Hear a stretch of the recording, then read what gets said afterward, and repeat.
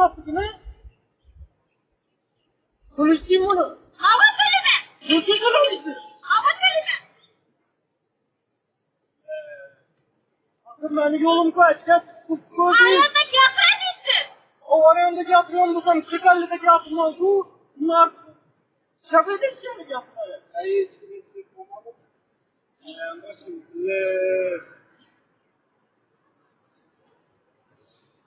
Let's go. As vai ter lugar que é fugir,